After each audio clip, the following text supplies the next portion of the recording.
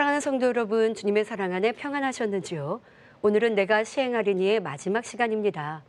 1편 응답의 하나님을 시작으로 지금까지 15편의 말씀을 통해 우리가 예수 그리스도의 이름으로 구하는 모든 것을 우리의 삶에 시행해 주시는 좋으신 하나님을 말씀드렸습니다. 이렇게 하나님을 통해 응답과 축복을 받는 법칙을 깨닫고 자신의 문제를 해결받음에 있어 하나님께서 주시는 지혜를 받는 것이 매우 중요하지요. 때문에 마지막 말씀으로 지혜란 무엇이며 어떻게 하면 선한 지혜를 받을 수 있는지에 대해 은혜를 나누고자 합니다. 지난 시간 야곱이 연단 중에도 복을 받았던 장면에서 성실함 속에 터득한 방법론과 하나님께서 주신 지혜로 거부가 되었음을 설명하였습니다. 오늘 말씀드리는 지혜는 우리가 이 세상을 살아가며 필요한 지혜로 특별히 사람 사이에서의 지혜, 가정의 화평, 직장이나 사회에서 모두에게 인정받고 사랑받을 수 있는 선의 지혜를 터득하실 수 있을 것입니다. 이런 지혜가 있다면 있는 곳에서 머리로 인정받고 많은 사람을 다스릴 수 있음은 물론 가는 곳마다 평안과 행복이 가득할 수 있음을 깨달으시기 바랍니다. 여러분은 살아가면서 내가 좀 더 똑똑하고 지혜로우면 얼마나 좋을까 이런 고민을 해본 적이 있으십니까? 지혜는 학생들이 공부를 잘하기 위해서만 필요한 것이 아니라 일상생활에서도 늘 필요합니다. 사업을 할 때에도 직장에서도 가정에서도 지혜가 있으면 더 쉽게 많은 것들을 이뤄갈 수 있지요. 또 신앙생활을 할 때나 하나님의 일을 할 때에도 지혜가 필요합니다.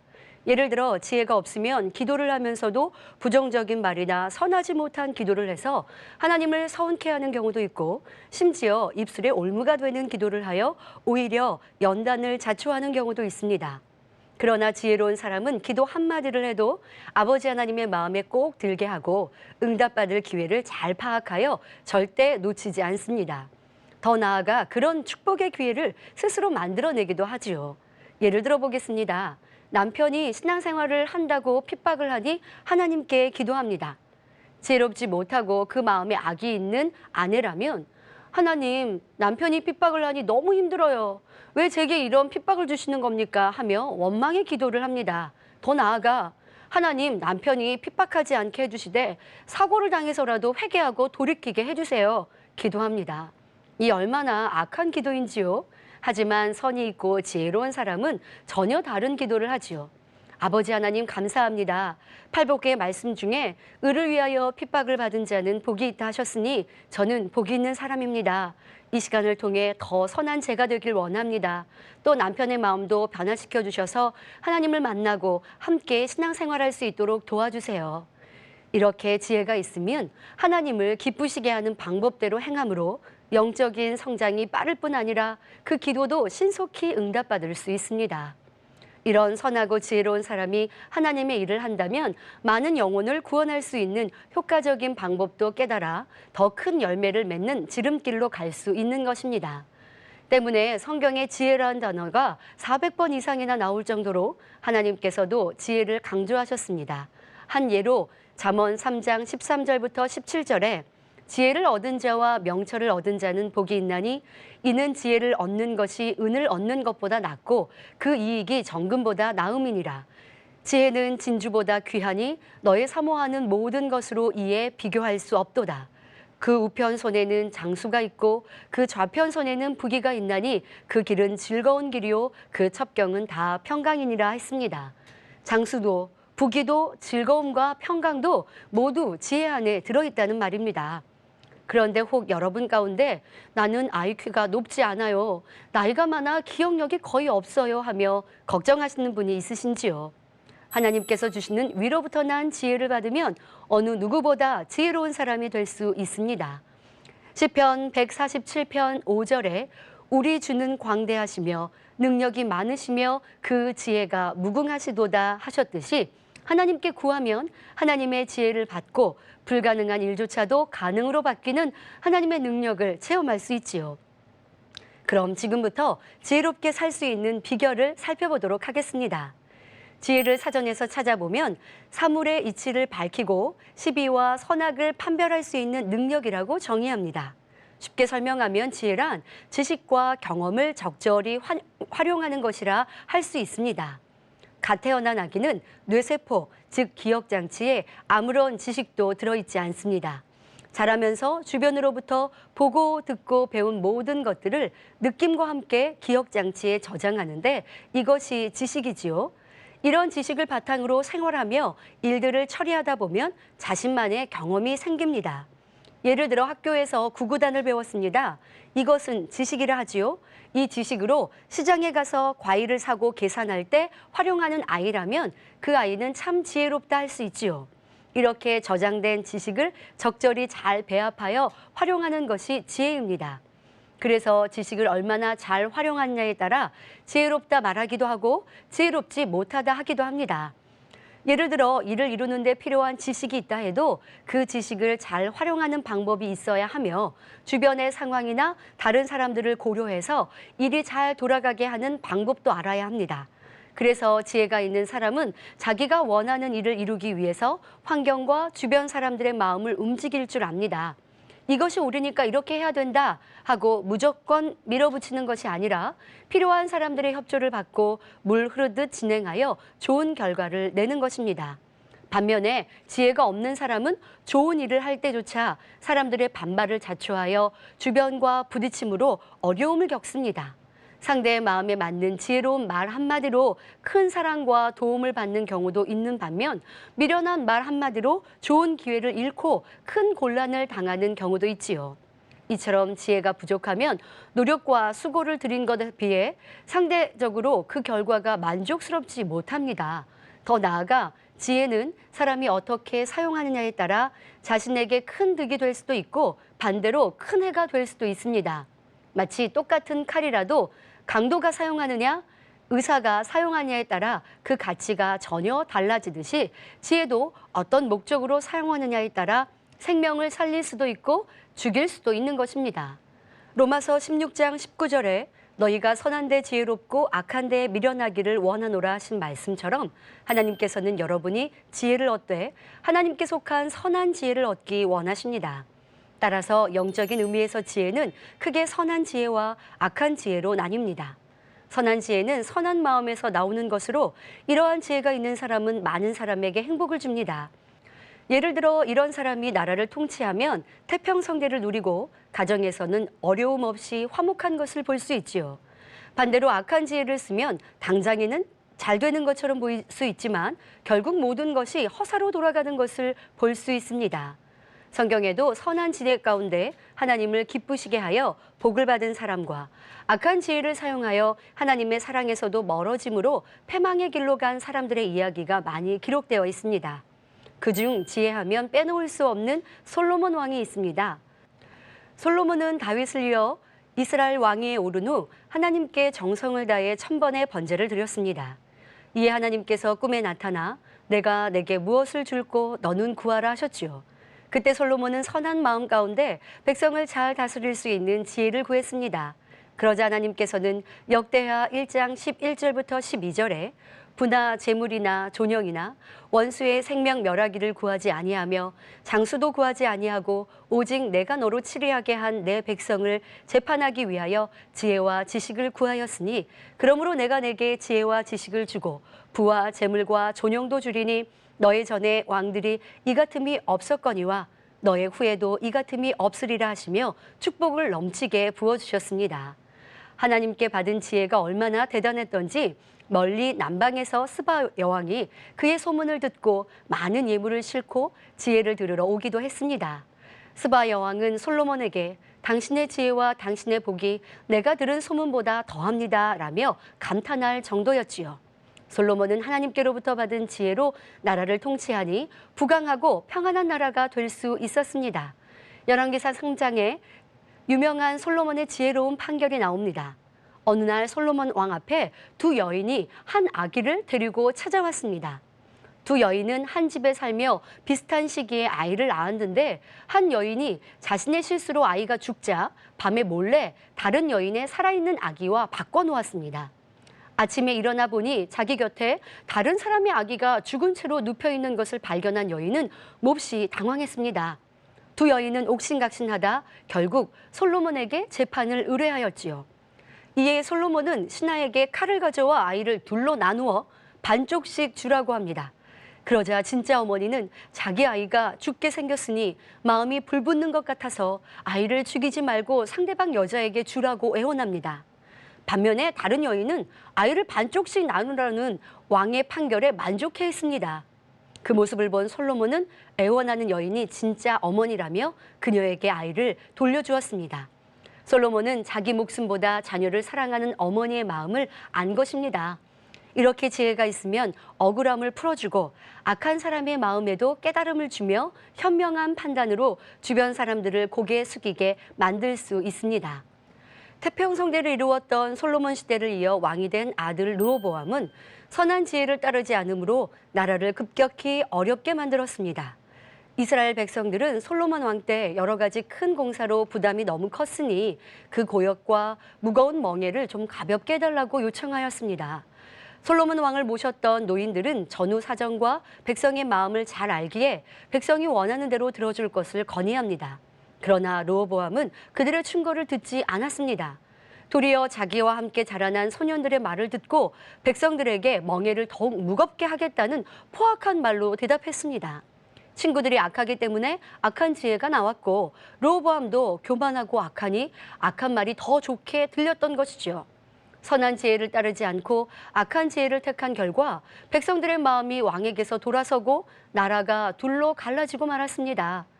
이렇게 왕 한 사람의 지혜로 말미암아 충신이 쓰임받기도 간신배가 쓰임받기도 하며 이로 인해 한 나라가 흥하기도 쇠하기도 하는 것을 볼 수 있습니다. 다윗 왕의 아들 압살롬이 반란을 일으켜 다윗은 황급히 궁을 떠나 도망할 때의 일입니다. 다윗의 모사 아히도벨은 매우 뛰어난 지략가였지만 간사한 신하였습니다. 그는 마음이 악하였기에 자기 유익을 쫓아 다윗을 배신하고 압살롬의 편에 가담했습니다. 그는 악한 지혜를 동원하여 압살롬에게 다윗을 죽일 수 있는 기막힌 모략을 말했습니다. 이때 다윗의 밀명을 받고 예루살렘으로 들어온 한 사람이 있었습니다. 바로 다윗의 친구이자 충신인 후세였지요. 그는 예루살렘에 입성한 압살롬에게 나아가 거짓으로 그를 환영하며 압살롬을 붙쫓는 신하인 것처럼 행동하여 자신을 의심하지 않도록 만들었습니다. 그리고는 압살롬이 자신의 모략을 채탁하도록 만들어 아히도벨의 악한 모략을 깨뜨리고 결국 다윗 일행의 생명을 구했지요. 이에 대해 사무엘하 17장 14절에 이는 여호와께서 압살롬에게 화를 내리려 하사 아히도벨의 좋은 모략을 파하기로 작정하셨음이더라 기록하고 있습니다. 만약 압살롬이 아히도벨의 모략을 그대로 따랐으면 이겼을 것입니다. 하지만 모든 것을 아시는 하나님께서 그 모략이 채택되지 않도록 하셨지요. 아히도벨은 자기의 모략이 시행되지 못함을 보고 고향으로 돌아가 스스로 목을 메어 죽었습니다. 지혜로운 사람이라 이미 결과를 예측한 것입니다. 즉 자신의 말을 따르지 않은 압살롬이 다윗에게 패할 것이고 패하면 자신 역시 다윗을 배신한 대가를 치르게 될 것을 알았지요. 이처럼 악한 지혜는 결국 망하는 것입니다. 세상 돌아가는 이치가 다 마찬가지입니다. 지금 당장은 악한 사람이 승리하는 것 같아 보여도 모든 것이 하나님의 주권 아래 있기에 반드시 선이 악을 이기게 되어 있지요. 그러니 여러분도 어떤 상황에서든 당장의 유익을 쫓는 것이 아니라 정도를 쫓는 선한 지혜 가운데 행한다면 선을 주관하시는 하나님께 반드시 축복을 받을 수 있다는 사실을 명심해야 하겠습니다. 그러면 선한 지혜를 따를 때 하나님께 얼마나 큰 축복을 받을 수 있는지 기생 라합을 통해 살펴보겠습니다. 이스라엘 백성들이 광야 생활을 마치고 가나안 땅에 들어가는 과정에서 여호수아가 정탐꾼 두 사람을 여리고성에 보냈습니다. 라합은 기생으로 이 여리고성에 살던 이방 여인이었지요. 그녀는 이스라엘 백성을 인도하시는 하나님에 대한 소문을 이미 들었습니다. 홍해를 갈라 애굽에서 이스라엘을 구원하신 것과 아모리 사람과의 전쟁에서 이스라엘을 승리케 하신 사건 등을 듣고 라합은 하나님만이 참 신이심을 깨달았습니다. 그래서 라합은 이스라엘 정탐꾼들을 숨겨주었고 왕이 그들을 잡으려고 사람을 보내자 지혜로운 말로 따돌려 위험에서 구해주었습니다. 만약 라합이 당장의 유익을 쫓는 사람이었다면 굳이 위험을 감수하지 않고 이스라엘 정탐꾼들을 여리고 왕에게 넘겨주고 상을 받고자 하였을 것입니다. 그러나 잠언 9장 10절에 여호와를 경외하는 것이 지혜의 근본이요 거룩하신 자를 아는 것이 명철이니라 하신 말씀대로 라합은 선한 마음 가운데 하나님을 알고 경외하였기에 선한 지혜를 받아 행했던 것이지요. 하나님께서는 이러한 라합을 축복하여 여리고 성이 멸망당할 때에 그녀와 함께한 일가 친척까지 구해주셨습니다. 라합 한 사람의 지혜 덕분에 온 가족이 죽음을 면할 수가 있었던 것입니다. 선한 지혜는 이렇게 옳은 것을 쫓아서 순종하기 때문에 선한 방법론이 나오고 그로 인해 하나님의 역사를 체험하며 축복을 받을 수가 있습니다. 이처럼 우리도 어떤 문제에 직면했을 때에 선한 지혜를 쫓으면 실패를 면하고 어려움도 이겨내며 더하여 하나님의 축복을 받을 수 있는 것입니다. 그러면 어떻게 해야 선한 지혜를 얻을 수 있을까요? 선한 지혜를 받기 위해서는 무엇보다 성결해야 합니다.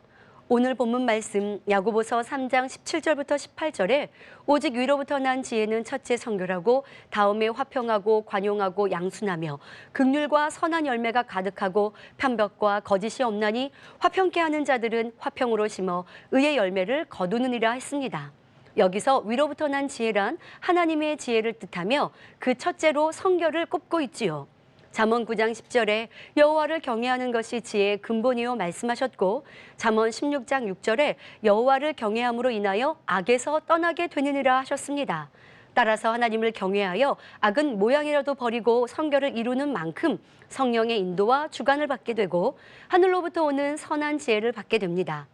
물론 성결하다고 무조건 지혜가 오는 것은 아닙니다. 먼저 성결한 마음이 되면 생각과 말과 행동이 선하게 되고 점점 더 선을 추구하며 쌓아가게 됩니다. 누가복음 6장 45절에 선한 사람은 마음에 쌓은 선에서 선을 내고 악한 자는 그 쌓은 악에서 악을 내나니 하신 말씀처럼 선한 마음에서는 선한 생각이 나오고 진리의 방법을 활용할 수 있는 선한 지혜가 나오는 것입니다. 그러니 마가복음 10장 18절에 하나님 한 분 외에는 선한 이가 없다는 말씀처럼 선하신 하나님 마음을 담아 더 깊은 차원의 선으로 들어갈수록 사람으로서는 도저히 깨달을 수 없는 지혜를 얻을 수 있게 됩니다. 그렇다면 여기서 선의 단계에 대해 간단히 짚어보면서 지혜 측면에서 각 단계를 살펴보겠습니다. 먼저 선의 1단계는 악으로 나오는 상대에 대해 마음에는 좋지 않은 감정이 있다 할지라도 함께 악으로 대응하지 않는 단계입니다. 속으로는 억울하고 속상하여 마음이 불편하지만 하나님의 말씀을 알기에 또는 나름대로 갖추어진 교양으로 감정을 꾹 눌러 참는 단계이지요. 하지만 마음이 불편하다는 것은 여전히 그 속에 악이 있다는 증거로 남아있는 비진리의 마음에서 나오는 생각과 지혜로 인해 좋지 않은 결과를 가져오기도 합니다. 불편한 관계가 있는 상대가 있어 좋은 관계를 이루기 위해 지혜를 동원해 봅니다. 칭찬하는 말, 용기를 주는 말을 해야겠다 생각하여 싫은 감정을 누르고 선한 말을 하였지요. 그런데 상대가 그 말을 듣고는 마음에도 없는 말 하네, 착한 척하지 마 라고 비아냥대는 것입니다. 그러니 이내 기분이 상하고 금방 악한 말이 나오게 되니 상대와 화평할 수 없지요. 이렇게 그 마음에 악한 감정이 있을 때는 온전한 선한 지혜를 이룰 수 없는 것입니다. 그러니 마음의 악을 버리기 위해 기도하며 노력해야 하지요. 하나님께서 선이라 인정하시는 2단계는 악으로 나오는 상대에 대해 악을 악으로 갚지 않음은 물론 마음에 어떤 불편한 감정도 없는 단계입니다. 이 단계는 마음에 악이 전혀 없는 성결된 상태로 어떤 상황에서도 자신의 생각이나 감정에 치우치지 않고 성 가운데 행동할 수 있게 됩니다. 가령 내게 큰 해를 끼친 사람이 있다 해도 마음에 악이 없으니 상대가 싫거나 밉지 않습니다. 그저 상대가 잘못을 깨닫고 돌이키기 원하지요. 여기서 더 나아가 선의 3단계는 악으로 나오는 상대에게도 선을 행하여 오히려 감동을 줄 수 있는 선의 차원입니다. 앞서 선의 2단계는 악에 맞서 대항치 않는 소극적인 선의 단계라면 선의 3단계는 악으로 대항치 않는 데서 머무는 것이 아니라 오히려 선한 지혜로 상대를 감동시킬 수 있는 적극적인 선이라 할 수 있지요. 소극적인 선의 단계에서는 선의 지식 안에서 행동할 수 있지만 적극적인 선의 단계에서는 선의 지식을 활용하여 구체적인 지혜를 받아 행하게 됩니다. 간혹 사람들 중에 너무 선만행하고 착하게만 하면 악한 사람들에게 손해보고 당하게 된다고 생각하기도 합니다. 하지만 3단계의 선은 단지 착해서 져주고 다 내어주는 연약한 것이 아니라 원수마귀 사단을 물리치고 그 괴계도 파해버리는 큰 위력을 가지고 있습니다. 쥐가 막다른 골목에 몰리면 고양이를 문다는 말이 있습니다. 하지만 이렇게 어려운 궁지에 몰린 사람이라도 3단계의 선에 이른 사람의 선에 감동되어 더 이상 악을 발전시키지 않게 됩니다. 더 나아가 선의 3단계에 이르면 상대가 선 가운데 돌이켜 회개하고 돌이킬 수 있도록 길을 열어놓을 수도 있으며 아무리 악한 사람의 마음도 얻을 수 있는 선의 지혜를 베풀 수 있습니다. 다윗을 통해 이러한 선한 지혜를 살펴볼 수 있습니다. 다윗은 오랜 세월을 사울에게 쫓기면서도 전혀 해하려는 마음이 없었습니다. 이는 다윗이 사울 왕을 죽일 수 있는 기회가 있었음에도 그리하지 않았던 일에서 알 수 있습니다. 한 번은 다윗 일행이 굴속 깊은 곳에 있었는데 마침 사울이 그 굴에 들어왔지요. 컴컴한 굴 속에서 다윗은 가만히 다가가 사울의 옷자락만 살짝 뵙니다. 얼마 후 사울이 굴 밖으로 나가 거리가 멀어지자 다윗이 사울을 불렀습니다. 그리고 베어낸 옷자락을 증거로 보여주며 선한 말로 자신은 사울왕을 해할 마음이 전혀 없음을 전합니다. 그 순간 감동을 받은 사울은 내 아들 다윗아 하고 크게 울며 잘못을 뉘우치고 돌아갔지요. 하지만 이 감정은 얼마 가지 못했습니다. 사울왕은 또다시 악한 마음이 일어나 3,000명을 이끌고 다윗을 뒤쫓습니다. 진을 치고 잠이 든 사울의 진중으로 다윗은 몰래 내려가 사울의 머리 곁에 있는 창과 물병만 가지고 나온 뒤 건너편 산꼭대기로 올라가 외칩니다. 잠이 깬 사울은 자신의 생명을 해치지 않고 창과 물병만 가져간 다윗을 보고 또 한 번 감동하여 잘못을 뉘우칩니다. 이렇게 선한 지혜가 있으면 상대를 감동케 하여 무력으로 제압하지 않아도 상대를 굴복시킬 수 있으며 화평하고 형통한 길로 갈 수 있습니다. 이후 다윗을 죽이려고 집요하게 쫓아다니던 사울은 하나님께 버림받음으로 블레셋과의 전투에서 패전하여 죽었습니다. 그러나 그렇다고 해서 당장 다윗이 나라를 얻게 된 것은 아니었습니다. 사울 왕의 장수 아브넬이 사울의 아들 이스보셋을 세워 이스라엘의 왕이 되게 했던 것입니다. 이로 인해 다윗을 따르는 유다 지파는 그들과 7년 반 동안 전쟁을 치러야 했습니다. 결국은 적장 아브넬이 항복하러 왔고 그때 다윗은 조건 없이 그 항복을 수락하고 오히려 융숭이 대접해 주기까지 하였습니다. 선한 지혜이지요. 그런데 돌아가는 아브넬을 다윗의 군장 요압이 사사로운 복수심에 불타 암살하고 맙니다. 이 사실을 안 다윗은 백성들 앞에서 진심으로 애통해 하였습니다. 또 다윗에게 큰 상을 얻을까 하여 이스보셋을 암살한 사람들을 오히려 사형시켰습니다. 그것은 임금을 배신한 악한 행위이기 때문입니다. 이렇게 다윗이 선한 지혜로서 행했을 때 모든 이스라엘 백성들의 마음이 움직였고 백성들이 자진해서 다윗을 왕으로 추대하였지요. 잠언 11장 30절에 지혜로운 자는 사람을 얻느니라 하신 말씀처럼 선과 사랑, 그 지혜를 겸비한 자에겐 많은 사람이 깃들이게 되는 것입니다. 마지막으로 가장 높은 선의 4단계는 악으로 나오는 상대를 위해 생명도 아낌없이 줄 수 있는 선의 차원입니다.